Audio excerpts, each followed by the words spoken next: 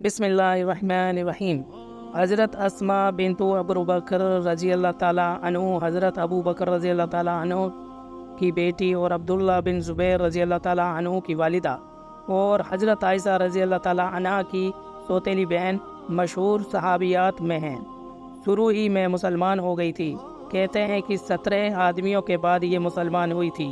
हिजरत के 27 साल पहले पैदा हुई और जब हुजूर सल्लल्लाहु अलैहि वसल्लम और हज़रत अबू बकर रज़ियल्लाहु ताला अन्हु हिजरत के बाद मदीना तैयब पहुँच गए तो हज़रत ज़ैद रज़ियल्लाहु ताला अन्हु वगैरह को भेजा कि इन दोनों हिजरत के अहल में अयाल को ले आए।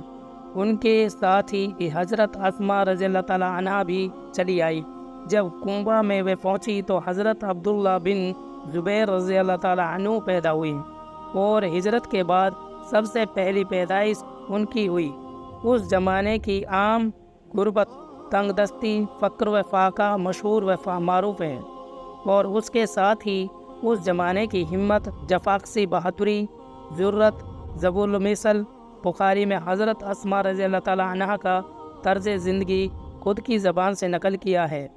फरमाती है कि जब मैंने निकाह जुबैर रज़ियल्लाहु ताला अन्हु से हुआ तो उनके पास न माल था, न जायदाद, न कोई खादिम काम करने वाला, न कोई चीज़। एक ऊँट पानी लाद कर लाने वाला और एक घोड़ा। मैं ही ऊँट के लिए घास वगैरह लाती थी और खजूर की गुठलियाँ कूटकर दाने के तौर पर खिलाती थी। खुद मैं पानी भर लाती और पानी का डोल कट जाता तो उसको अपने आप ही सीती थी और खुद ही घोड़े की सारी खिदमत, घास, दाना वगैरह करती थी और घर का सारा कारोबार भी अंजाम देती थी। मगर इन सब कामों में घोड़े की खबरगिरी और खिदमत मेरे लिए ज़्यादा मशक्क़त की चीज़ थी। रोटी अलबत्ता मुझे अच्छी तरह पकाना नहीं आती थी तो मैं आटा गूंद कर अपने पड़ोस की अंसार औरतों के यहाँ ले जाती थी। वे बड़ी सच्ची मुखलिस औरतें थीं। मेरी रोटी भी पका देती थी। हुजूर सल्लल्लाहु अलैहि वसल्लम ने मदीना पहुँचने पर ज़ुबैर रज़ियल्लाहु ताला अन्हु को एक ज़मीन जागीर के तौर पर दे दी जो 2 मील के करीब थी। मैं वहाँ से अपने सर पर खजूर की गुठलियाँ लाद कर लाया करती थी।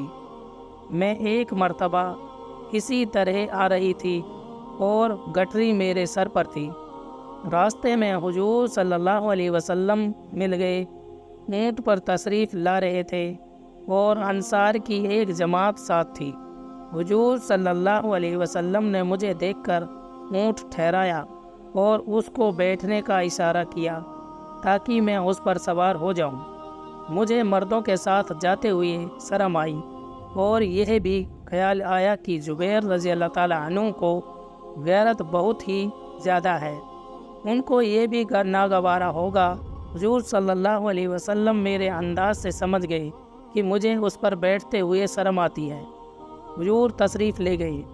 मैं घर आई और ज़ुबैर रज़ियल्लाहु ताला अन्हु को किस्सा सुनाया कि इस तरह हुजूर सल्लल्लाहु अलैहि वसल्लम मिले और इरशाद फरमाया, मुझे शर्म आई और तुम्हारी गैरत का भी ख्याल आया। ज़ुबैर रज़ियल्लाहु ताला अन्हु ने कहा कि खुदा की कसम, तुम्हारी गुठलियाँ सर पर रख कर लाना मेरे लिए इससे भी ज़्यादा गरा है। मगर मजबूरी यही थी कि ये हजरात खुद को ज़्यादातर जिहाद में और दीन के दूसरे उमूर में मशगूल रहते हैं, इसलिए घर के कारोबार आम तौर पर औरतों की ही करना पड़ते हैं।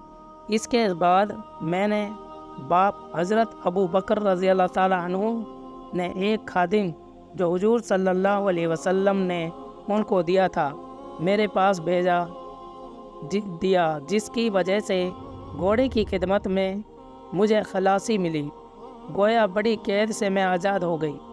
फ़ायदा अरब का दस्तूर पहले भी था और अब भी है।